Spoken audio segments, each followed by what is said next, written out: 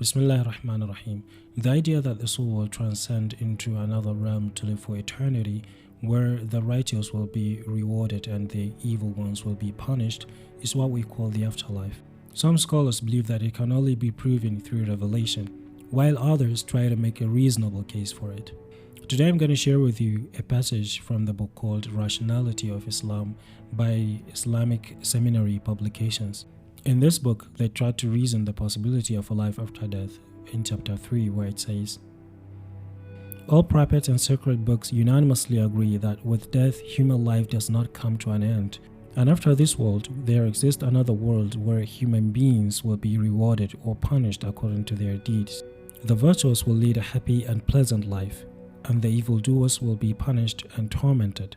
Belief in resurrection and the next world is one of the fundamentals of all religions, and a believer in prophets has to believe in resurrection too.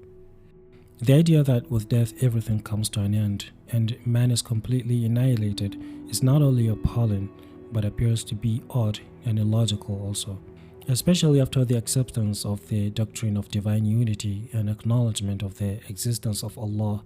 It is totally incomprehensible. Now, by divine unity here refers to the doctrine of Tawheed, which emphasizes the absolute oneness of God. And if a person believes in God, he is then compelled to believe in the afterlife as well. It is unbelievable that the aim of all the complex laws of evolution is simply to transform a simple and invaluable being into a highly developed intellectual like Ibn Sina or Einstein, and then annihilate them altogether. It does not stand to reason that annihilation should be the fate of the entire human race and its culture. Such a theory is incredible, unreasonable, and incompatible with the knowledge, wisdom, and skills of the Creator. This looks as if a vainglorious person builds a carefully designed and well-executed magnificent workshop or factory and then blows it into pieces.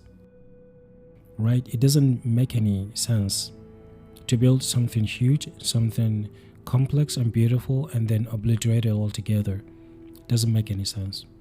If you're a believer, it sounds more like the work of someone who is unserious, someone who has no aim in his actions, and it just doesn't apply to God.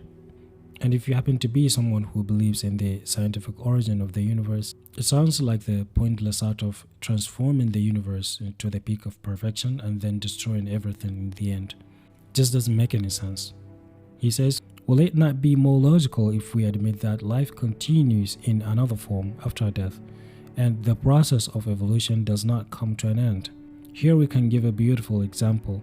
All life in this world is like that of a fetus, which after passing through several evolutionary stages is transferred to a wider and more perfect environment, of which it could not even have imagined.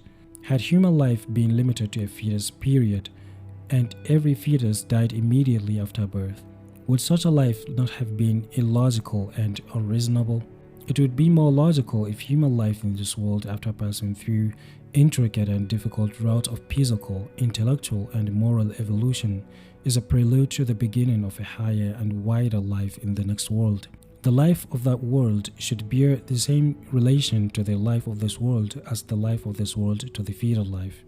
That is why all those who believe in Allah also believe that with death man is not annihilated, but is transferred to another world whose full details and characteristics are beyond our comprehension. For we are confined to the four walls of this world.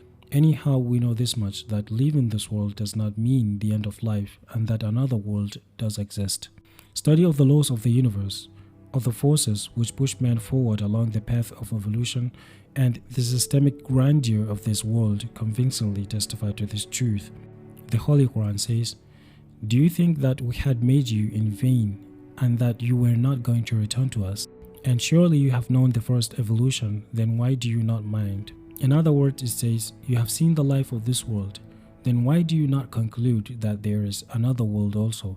For the study of these laws and the laws concerning the evolution of human life here shows that there is another world where the process of evolution will continue. That's a beautiful input right there. And there are obviously many rational arguments concerning the possibility of the afterlife that are more complex and detailed than this.